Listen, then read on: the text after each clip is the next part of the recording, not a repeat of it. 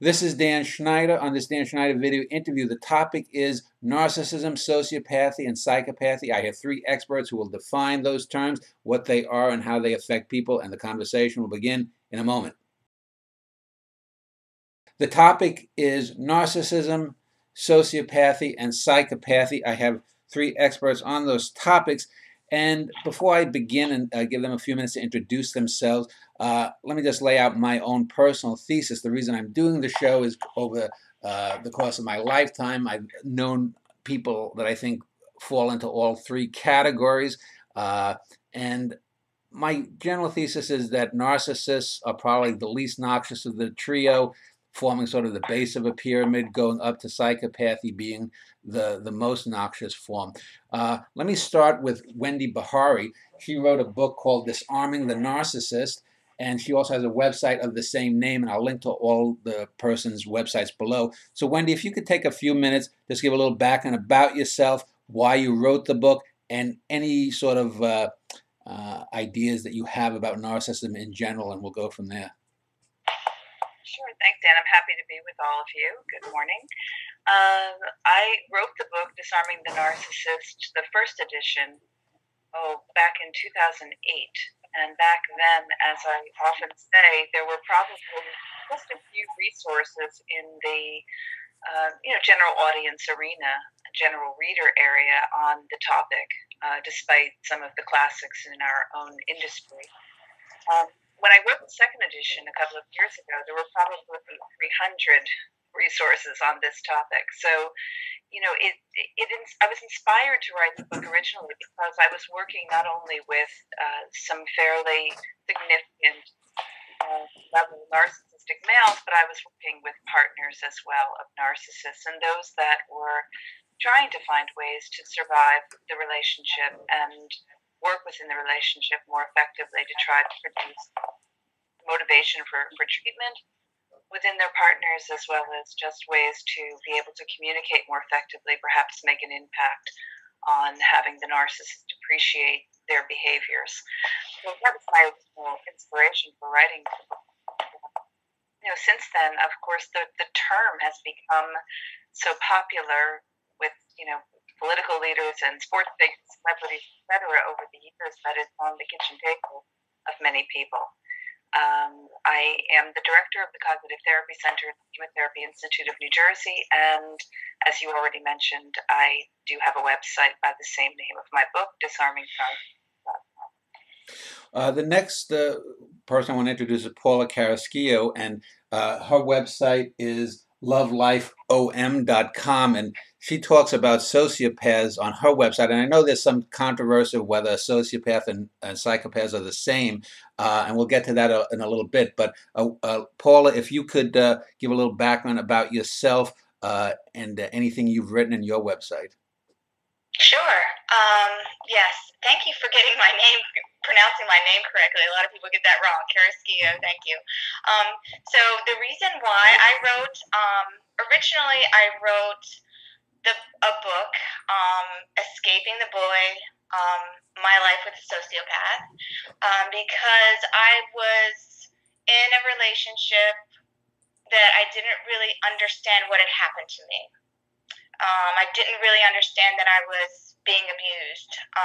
And coming out of that relationship, this person who had abused me actually accused me of having all these personality disorders. So I went out and I started researching personality disorders to try to figure out what the heck was wrong with me, and I started writing about it. I started purging myself of what, in hindsight, I realize now was the trauma that I had experienced. And as I was writing, I was creating a website, throwing my story out there. And the website, it wasn't a blog, it was actually a website, and it was intended for the actual perpetrator of my abuse to understand what I was beginning to understand about him. But then other people started finding my website and contacting me and saying, oh my gosh, this happened to me. I honestly thought that I was the only one. I just thought I was going crazy by myself. Okay. And then people started contacting me, and then I started putting two and two together. I'm just like, oh my gosh. And then people also recommended that I read Dr. Stout's The Sociopath Next Door. But I held off reading that because I didn't want it to influence the story that I was writing. So I finished writing my story, my book, and then I read her book. And I was just like, oh my gosh, okay. So I wasn't completely, I'm not the one that was crazy, okay, because I thought I was crazy. So that's kind of where everything started, with my kind of short novel, about 80 pages long, about my experience with what I term, he's never been diagnosed as a sociopath. So I just wanted to make that very clear. From my understanding and research on all of three of these topics, sociopathy, psychopathy, and narcissism, I came to the conclusion that the person that I was with is indeed a sociopath. So then from there, I created a blog, lovelifehome.com, and I started continuing my healing journey, and now I am outside of my 9-to-5 job, working as a federal contractor. I am a mindfulness coach, so I'm a certified yoga teacher, a meditation guide, a certified integrative nutrition health coach, and that is pretty much me in a nutshell and why I'm here, because my purpose is, I'm not really interested in helping the sociopath. I'm more interested in helping those impacted recover from the abuse. Okay. So that's who I am. Well, thank you. And you mentioned The Sociopath Next Door, and I'm going to turn to Dustin Wygant in a moment. And I know that was a fairly popular book a decade or so ago, and I think it reinforced the idea in the public consciousness that there is a difference between sociopaths and psychopaths, i.e. that a sociopath can be a bad boss, it can be an abusive, a cold mother, it can be, a drunken lout of a boyfriend, whereas a psychopath, we think of Jack the Ripper or John Gotti or Al Capone or some terrorist. So Dustin, let me turn to you as my final guest. And Dustin is a professor at Eastern Kentucky University and has written on psychopathy. If you could give a little background about yourself, and then I guess kick off, how you would define psychopathy and sociopathy. But first, a little bit about yourself, Dustin. Sure. Well, thank you, Dan, for inviting me, and it's nice to meet Wendy and Paula. I've read up about you guys, and it looks like you guys are doing some awesome things. Sorry. So my name is Dustin Wygant. I'm a professor of psychology at Eastern Kentucky University, and I also direct our doctoral training program in clinical psychology, EKU. And outside of that, I work as a licensed psychologist in Kentucky and in Ohio. And mainly what I do is perform court-ordered forensic psychological evaluations. So I've been interested in the topic of psychopathy at local prisons, both male and female prisons throughout Kentucky, as well as really interviewing and evaluating individuals in the court system who, through my evaluations, I revealed that they have strong psychopathic traits. So that's really, my work in this area has been limited to both, really been focused both at an academic level, studying some of the basic traits that underlie psychopathy, as well as doing clinical work in court-ordered evaluations. Okay. Well, let me just start off with you then. Are you one of those people who think that there's a difference between psychopaths and sociopaths, i.e. the sociopath may be the boss who just gets off on torturing his employees, whereas the psychopath is the person who's going to set a bomb, like the Oklahoma City bomb or something? Sure.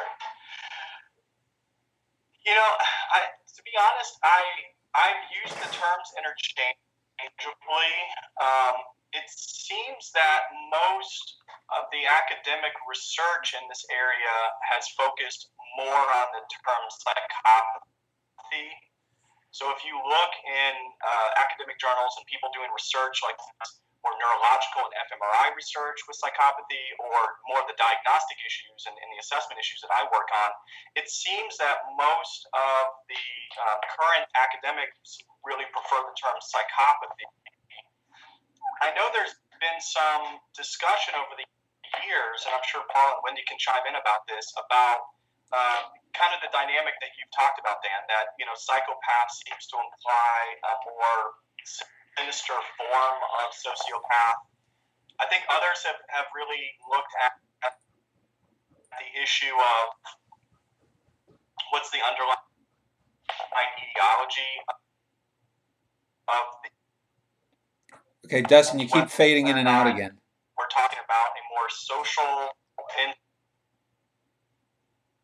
issues that define the psychopath. Mm-hmm. Yeah, just so you know, you're fading in and out again. Let me just. I think I had, before we started, I had said I sort of view these three traits as sort of like the old food pyramid, meaning that narcissists are probably the most abundant, but they're probably the least noxious of the three. Then sociopaths are somewhere in the middle. They'll have narcissistic traits, but they go beyond just being a narcissist into doing active harm towards most people. And then again, the psychopath being anywhere from the Jack the Ripper to the Osama bin Laden type, way over the top. Let me start with Wendy. Do you think that I guess I would call it that narcissism is sort of like the gateway to worse things, sort of like people used to think of marijuana as a gateway drug, that narcissism is sort of where someone can develop into a sociopath or worse later? I think of narcissism more as a personality, a type of personality that happens along a spectrum. So you can have everything from the more benign narcissistic types who might be more the show-offs, the charmers, the heroic, annoying, obnoxious, self-absorbed type. But then if you move along the spectrum, you may get into more of the malignant behaviors of narcissism, where it's more controlling, devaluing, demeaning, demanding, highly entitled, self-absorbed also, because self-absorbed sort of runs through it. And I guess if you get to the more severe end of the spectrum where you're tipping into sociopathy, I think you'll see the more abusive, aggressive type narcissists. I always differentiated in my teaching with clinicians around the world who are trying to understand this syndrome and how to work with it.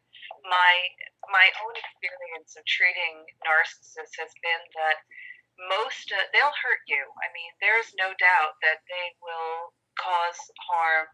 They can be incredibly hurtful. They're not all abusive, but they can be. But the motivating driver in narcissism, unlike sociopathy, is not so much about the desire to create pain. It's the desire to protect themselves at any cost. So they'll do whatever it takes to protect face, ego, their sense of power, justice, status. And if that means crushing you, then that's what they will do to protect themselves. But the motivating driver is really built into what we think of as the origins of narcissism. And in my model, we look at the schemas, the early maladaptive schemas of the narcissist. So they construct these compensatory ways of coping in the world to cover up this insecurity and this sense of shame and defectiveness. And when they're, under certain conditions where they're made to feel threatened or manipulated or out of control or not right, that's when, they may do things that are incredibly painful and hurtful to their loved ones, even though, again, not to make excuses for them, it's just to really try to understand the differential makeup of these folks. It's not so much because they do it for sport, to hurt you. It's really to protect themselves because they are so insecure underneath. Paula, let me ask you, I gave my sort of food pyramid-like analogy. Do you think that most people who are sociopaths are also narcissists, or can sociopathy arise from, say, a total lack of ego or other things other than narcissism? Well, just kind of going off of what Wendy was saying, I honestly think it's impossible to have traits of sociopathy and not also have traits of narcissism. They kind of go hand in hand. So, and as far as ego, it's really about an overinflation of the ego and not really any type of self-awareness that goes along with, being able to balance ego with caring for people. But I also wanted to say that, it's very, very difficult to determine if a narcissist, someone who is showing narcissistic tendencies, is also either a sociopath, psychopath, because the thing is that sociopaths and psychopaths, and I also like using those terms interchangeably too, because unless you were with these people when they were born, it's really difficult to determine, were they born, were they made, whatever. But unless they're displaying behaviors of being a psychopath or a sociopath, it's really difficult for anybody who's interacting with a narcissist, someone who clearly is narcissistic, to know if they are also capable of these behaviors of sociopathy and psychopathy. Because most of those behaviors are very covert and until they need to use them in a more overt manner to gain control. Because one of my theories is that these people, and I say that these people are the most codependent people on the planet. They need other people to feel valued, okay? Because without other people, they have no meaning in life. So that's why they're so dangerous. I don't care if they're narcissists, they're causing pain, okay? Even if it's just emotional pain, there's deep-seated pain that they're causing. And then the psychopaths and sociopaths, not all sociopaths are physically violent. Emotional violence is just as violent as physical violence. And that's one of the things I want people to understand that are listening to this, is that don't just because he's just a narcissist, he or she's a narcissist, that's just who that person is, and we just have to deal with him and say, oh, things will be better, we love you, there's no need for you to fear that we're going to abandon you, that kind of thing. No, they're dangerous in so many ways. So I don't like the idea of thinking that they're just a narcissist. There's nothing, but I do agree that there is a spectrum, and narcissism is kind of at the lower end of the spectrum of codependency spectrum as well. Like psychopaths, sociopaths are very, very needy, but narcissists are as well. And they create other codependent, traumatized people. That's the one thing that I really want to point out. They create people who are in pain and who are suffering.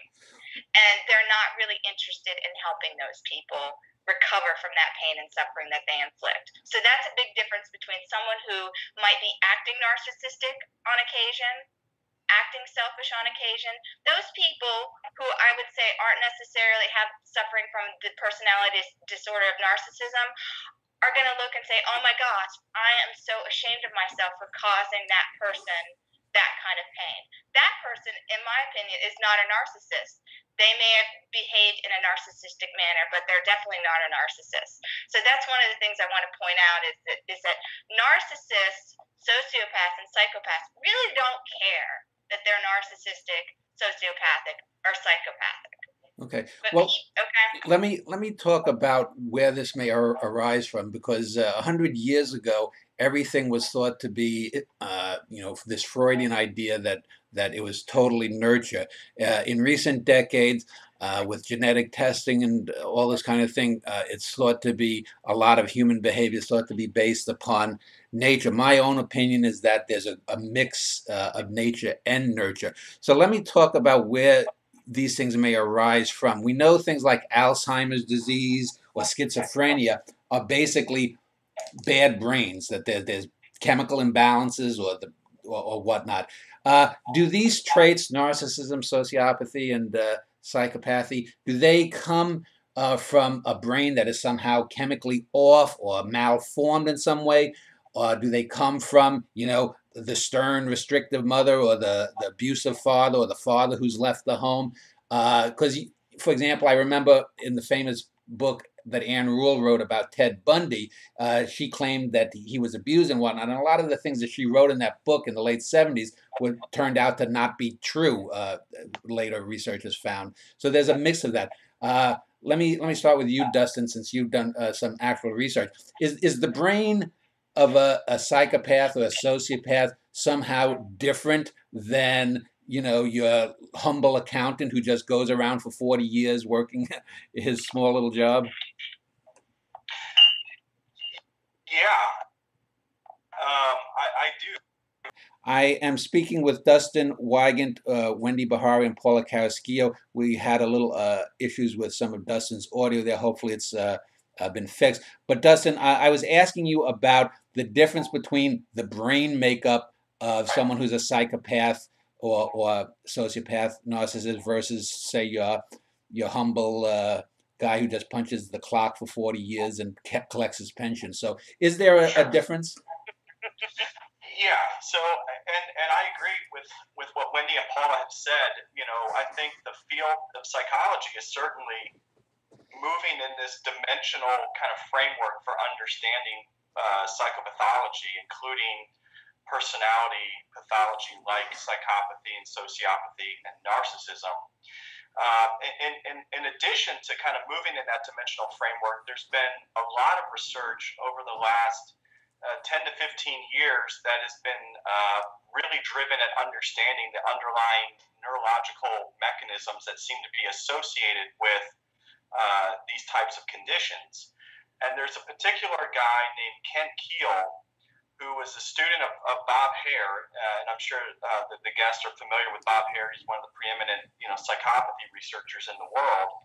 But Kent Keel and his team out of University of New Mexico and something called the Mind Research Institute, they've got a lot of federal grant funding to look at this from a basic kind of underlying, they're basically studying the underlying brain mechanisms that seem to be associated with these types of conditions. And what they have found by actually developing an fMRI machine and parking it inside a maximum security prison in New Mexico, what they have found by scanning the brains of psychopathic offenders are a number of areas of the brain that seem to be definitely associated with these conditions. And one that I think touches on all three of these conditions is the amygdala, which is the part of the brain that really does two things. It does many things, but two of the things that are related to this topic. Number one, it kind of regulates our appraisal of fear conditions. And what we know is that psychopaths particularly seem to show a lack of fear, a lack of anticipatory anxiety. And that, some have actually suggested that that's one of the driving factors of psychopathy, is that there's this kind of lack of fear that those types of individuals have. But the amygdala also helps us in terms of our emotional intelligence and in terms of our ability to appreciate and understand the emotions of other people. And so when you see all three of these conditions that Wendy and Paul and I are talking about, you definitely capture one of the prime aspects of all three of these conditions is a lack of empathy.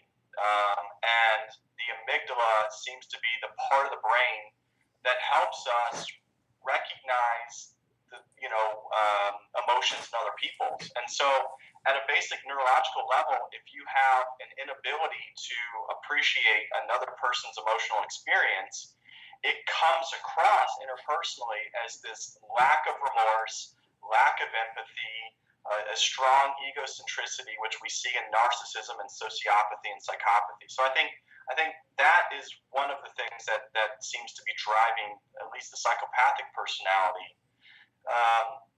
One of the things that when Wendy was talking about kind of her thoughts on narcissism, and I agree with them, what seems to separate narcissism, I think, from some of these other conditions is not only do you have that lack of empathy, but with psychopathy, you also get kind of a more of an abundance of impulsive behavior, more of a general disinhibition. And so the other part of the brain that's widely been implicated in psychopathy is the orbital frontal cortex, the front part of our brain, which really regulates judgment and decision making. And I've seen this in my own research with offenders in various prisons, where when you give them impulse control tasks, the individuals who are more psychopathic definitely have problems doing those sorts of tasks. We also use these emotion recognition measures on computers, and the more psychopathic the individual is, the more narcissistic they are, the more difficult time they have. If you show them a picture of a face for 3 seconds and you say, was that person angry, fearful, sad, or happy, they predominantly get those wrong and tend to view whatever the face is, they see anger. So there's a kind of a hostility, attribution bias that you get with psychopathy. Well, that's interesting. Let me turn to Wendy. Before I ask you about let me ask you about the nature-nurture argument. But also, do you agree that narcissists would, as Dawson suggests, tend to be more controlling, whereas a psychopath is so far gone that they don't give a shit, basically? Yeah, I agree with everything Dustin just said, and I'm somewhat familiar with those studies as well, and I appreciate you sharing that. That was a really valuable contribution. There's anecdotal discussions, too, around the issue of morality, and is there perhaps a missing link there in the neural system, the neural architecture, that might suggest that there's a missing piece on conscience and morality. But of course, a lot of these things are still in the works and not easy to prove. So we're still trying to understand the brain. We can make certain assumptions about this, but we have to be careful not to be so declarative. I think I make assumptions about my narcissistic clients as being possibly, temperamentally overly sensitive. So if you think about nature and nurture, you have a very sensitive child, even more sensitive than your average child, meaning that their need for emotional reassurance and contact and affection and embrace is even higher than that of the average child. And they're met with an environment where the family, just for numbers of different reasons, cannot provide that need. And in fact, the emphasis is more on their productivity, their achievement, their performance, which is typically the case in the origins of narcissism. So much of their worth and their value is based in their performance, and not a lot on understanding the interior world of another. So I don't think it's that they can't be empathic. I think they don't know how to be empathic. They haven't developed the capacity. But I've watched in my own experience narcissists who will sit the course of treatment and are motivated, and there's enough leverage, because leverage is really important, that they can develop that capacity. But it has to start first with a more affect-engaged, emotion-engaged kind of treatment in order to make that happen. And, when that happens and they become acquainted with these kind of unconscious processes that are lurking in their early experience, they can make some fundamental changes. It's not easy. It doesn't happen often, and it really does require a very, specific approach in order to make that happen. But I do think it is a combination of nature, what we bring genetically into the world, and what environment we meet when we get there. Is it capable of being able to meet very specific idiosyncratic needs of the child? And what happens along the way? Bullies and teachers and influencing peer groups that may also have an effect on these constructed modes that happen in order for them to protect themselves. Okay, Paula, where do you stand on sort of the nature-nurture issue? So I definitely think that it's a combination. I think that in some cultures, they say that in the American culture, like one in 4 people suffer from sociopathy, and then you have other cultures, say like Asian cultures, where that ratio is much greater. And I think it's because most cultures have kind of set in, norms and mores about walking through society. Whereas in the United States, narcissism is kind of, it's praised. Like, we want people to be confident. We want people to be egotistical. But really, at the same time, we forget the other part of it. We teach our children. So, for example, yesterday, I went into a middle school and lectured I don't like to say lectured. I spoke in front of 3 groups of 6th graders. So all in all, I spoke to 70 6th graders. And those are about 10, 11, 12-year-olds. And it's funny what Wendy said is that most of these kids are motivated due to outside influences, due to their parents and their teachers saying, you need to do X, Y, and Z. You need to be this kind of student. Otherwise, you're not going to succeed in, the career that you want. And so I was baffled because, the first thing that I noticed is that I asked the question, are you getting proper sleep? Everybody raised their hand and said, no, I didn't have a good night's sleep last night. And then as the talk moved on, I said, who in here feels confident to communicate with their parents when they're feeling like they have to say no? No one raised their hand. They're scared. They're afraid. And I think at the same time, it speaks to what Wendy was saying. These kids are being programmed, nurtured to be the top of their class, to always get A's, to think that they're smart and intelligent, when in fact, it's not what they want. It's what somebody else wants them to be. So and this comes back again to the self-awareness part. They're not self-aware because they're not allowed to nurture that for themselves. Other people are telling them how to behave, how to act. Okay? So what Dustin was saying about the prefrontal cortex, that part of our brain that helps us to basically make decisions about life.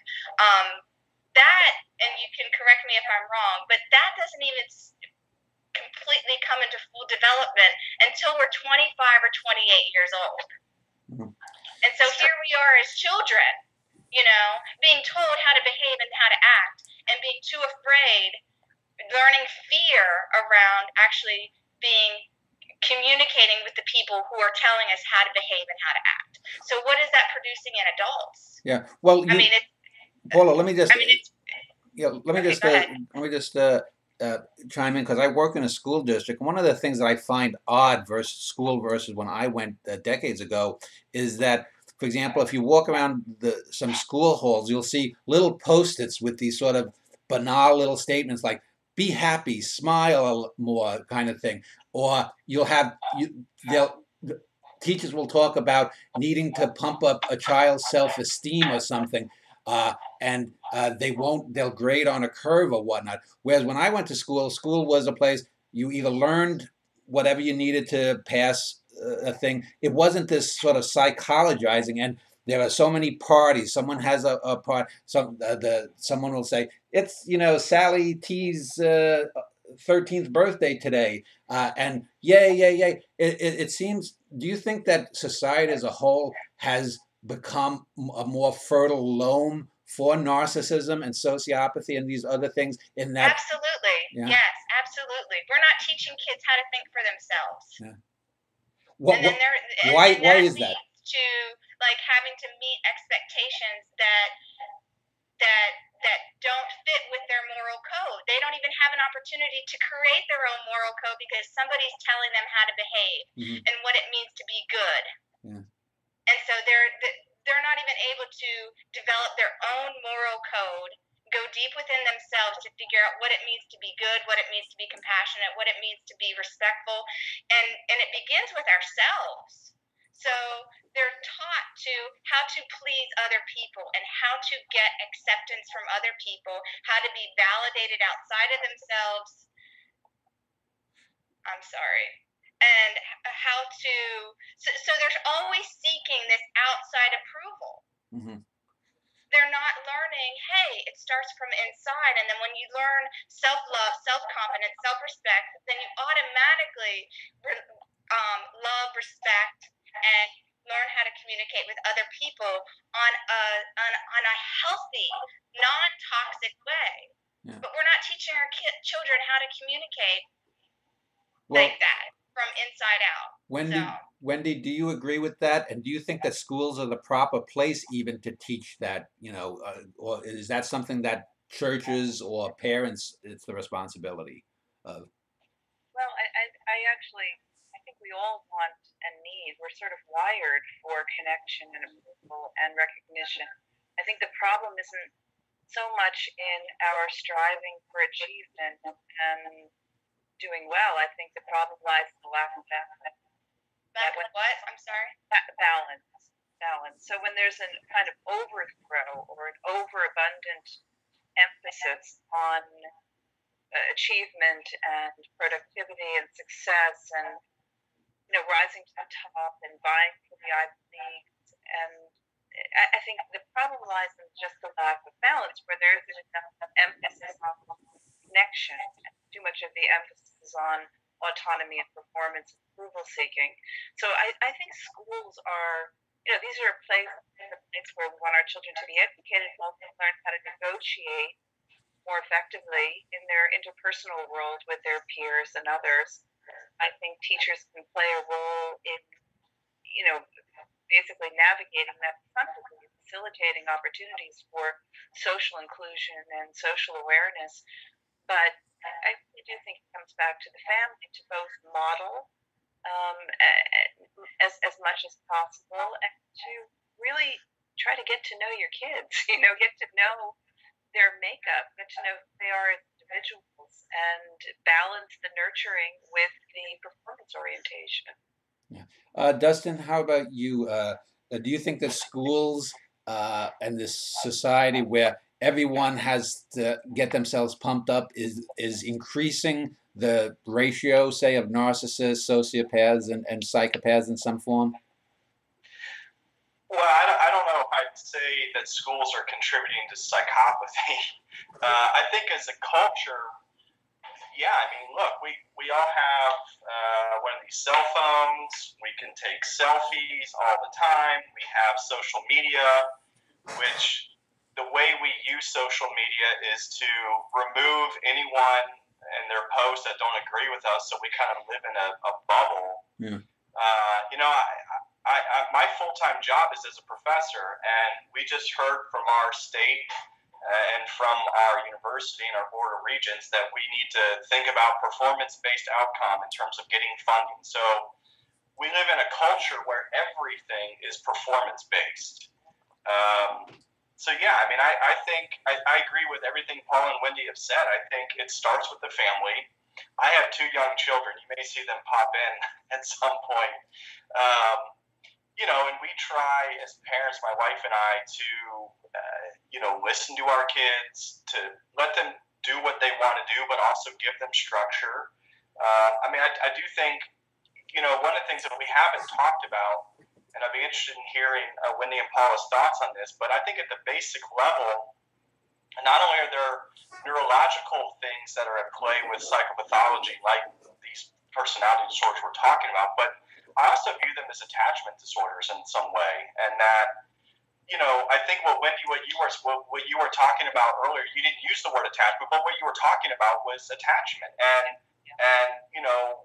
the extent to which, once we're born, and of course at that point our genetics, are there, but the whole environmental part starts with early relationships with our caregivers, and whether or not we have secure attachments or some variant of an insecure attachment, which can produce a whole range of personality psychopathology, whether it's narcissism or whether it's more severe as psychopathy or sociopathy. Well, Dustin, are you talking, when you say, just so people know, attachment, are you talking something like that old film, The Manchurian Candidate, where you have a controlling mother and she raises her son to be dependent upon her? Well, when I mean attachment, I'm using the term very broadly, but there are a number of theories by people like Ainsworth and Bowlby that talk about different forms of attachment in terms of it really comes out of the developmental literature as well as psychodynamic kind of literatures in the fields that have really framed how children and infants develop attachments, whether they are secure in their attachment to kind of separate and view themselves as distinct as they mature. And obviously infants have to be very attached to their caregivers. And as we age, we kind of either develop healthy attachments or what we see in things like, maybe borderline personality, dependent personality disorder, as well as the things that we're talking about today. You see kind of the results of early maladaptive attachments kind of showing up later on in life. And Wendy, I'm sure you deal with this in your practice. It's a lot of what you probably do deals with people who have the outcomes of really maladaptive attachments early on. Yeah, absolutely. I want to end this first segment with a couple of questions, and in the next segment, I want to talk about some kinds of examples of these disorders we're talking about. But I want to ask two final questions. The first one is, I've done several shows on the nature of evil. I do trilogy shows where I'll have a theologian, a scientist, and a philosopher talk about a big topic. And I recently did a show on corporate evil. And I want to talk about whether narcissism or sociopathy is that distinct to individuals, or can groups of people act in these ways? And I'm thinking of things like the Milgram experiment or the Stanford prison experiment. I'll give you just a personal example. Last year, I lost a job because I exposed some criminal activity, and people in the company where I worked told lies about me to get me fired. And I don't think they would have done it on a personal level, but because they were under the influence of, say, the bad barrel rather than a rotten apple, the rotten barrel rather than a bad apple, because they were in that rotten barrel, they acted in ways that they may not have been, that on the surface might look like they were psychopathic or sociopathic. So let me start with Wendy and work my way up to Dustin. Do you think that narcissism or these other ills are things that are based in an individual, or can an individual act in a narcissistic or malignant sociopathic way if they are in a group, a company, or some club or something that acts or a terrorist group, say? What are your thoughts on the individual versus the group? Yeah.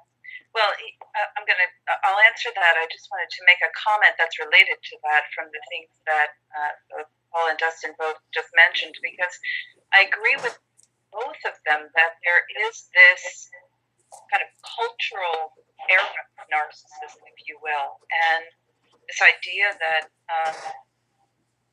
so much of our own value and our worth is really logged into the way we show up in social media, the way we show up in terms of our, as I said earlier, performance.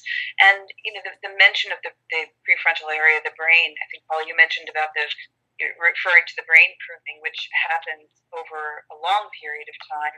And I think there's susceptibilities that can be formed even as late as the early 20s for some individuals. So when we think about groups, we think about systems, I do think we can think of at least narcissism. I'll speak in terms of my experience with narcissism, that you can have narcissistic tendencies, right? So if you find yourself in a particular culture where the group is acting in a way that might be more egotistical, ethnocentric, exclusionary, dominant, manipulative in some way, I think if you can tend or trend in that direction, if you will, because of certain traits in your personality from early experience, where they may have been dormant over a period of time, but then you end up in this situation where they become, they sort of emerge and they blossom, or as we say in schema therapy, they become activated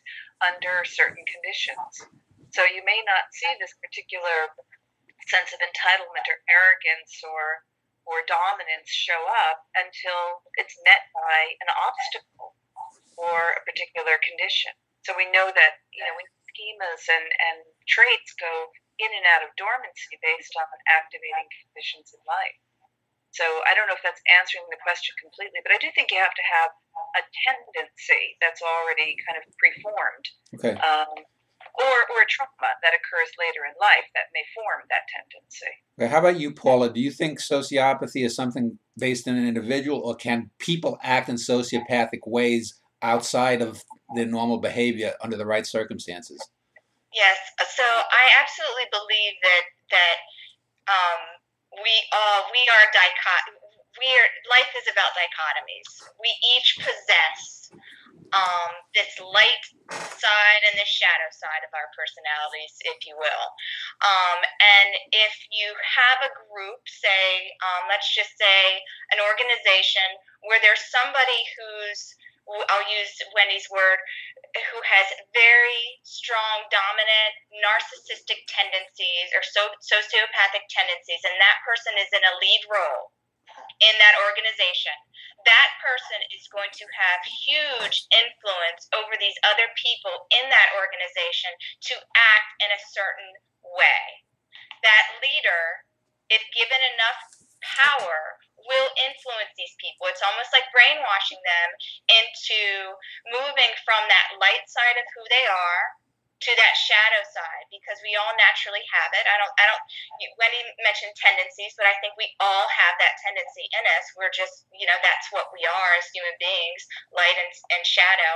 And because we're getting this approval from the leader for behaving in these dark, shadowy ways, we think it's okay. Because that leader is giving us approval. Who cares if that person over there is being outcast from the group? Thank God it's not me. That's what the people in the group are thinking. Thank God I'm not the one that's being kicked out of the group. But at the same time, because the leader is so dark and their shadow side is coming in, their light is being overshadowed. I'm speaking in, metaphorically here, but it really does work. They forget. People in groups tend to forget who they are at their core. And so, which is really sad. So yes, I agree that a group can take on sociopathic characteristics if that leader in the group is him or herself highly sociopathic. So to use an analogy, someone who may be from an alcoholic family wouldn't become an alcoholic unless he's exposed to a lot of alcohol, I guess. Dustin, let me just ask you to wrap up this segment. I mentioned the Milgram and Stanford prison experiments, and I could also throw in, I forget the name of the teacher who did that blue-eyed, brown-eyed study with children. And then there was another teacher who did something called what was it, the fifth wave or something like that in the 70s. So would it be right to say that it's fairly well established that even non-psychopaths or non-sociopaths can act in that manner given the right circumstances? Yeah, one thing that we haven't mentioned, we've kind of skirted around this issue, which is I think various mental health fields are moving away, although our current diagnostic nomenclature hasn't done this completely, but I think the field of psychopathy research has certainly found that, rather than referring to it as a categorical construct where you are a psychopath or you're not, I think the underlying research clearly shows that it's a dimensional construct, that you can be more or less psychopathic. And it's really a kind of a constellation of various underlying traits, of which narcissism and lack of empathy and lack of remorse are some of the key features. In terms of the whole group, the discussion that we're having now, I agree with Wendy and Paula that one of the qualities that psychopaths can have is social potency. And so they can be quite manipulative and quite good at getting what they want out of people. And so what happens is, as Paula was saying, if these individuals are in positions of power, they can normalize sorts of responses and behaviors, or at least give the impression that there's a corporate kind of culture in which, it's okay to exploit people. The bottom line is making more money and getting what we can. And so, that can reward. Paula, you mentioned things like, thank God it's not me, it's the other person, right? If you have someone in a position of power who has strong psychopathic traits, they can reward people who engage in behaviors that are driven towards those goals. And so they can normalize those sorts of responses, and they can reward them. And so those who are willing to engage in those behaviors are rewarded. Those who aren't are excluded. So, and that's not to say that the people under them become psychopaths, because again, rather than looking at it as you are or you aren't a psychopath, it's able, like those sorts of leaders are able to bring out some of the underlying qualities of psychopaths. So whether or not you, in fact, become one, I think it is kind of nature nurture, and at some point, if you display enough of these qualities, enough of these traits across situations, I think both of the presenters would say at times, and this was mentioned earlier, at times we can be egocentric, at times we can be self-centered. That's normal human responses. What we're talking about are personality disorders, where it becomes the predominant response. It becomes the typical response across situations. I mean, there are certain situations that call for us to be more callous at times or more impulsive. But when those things become kind of regular, I think that's when you're kind of moving into the realm of these three constructs. Okay, well, let's end this segment here. In the next segment, since we've sort of defined these things, I want to talk about some real-world ways that they manifest themselves, and we'll do that in a moment.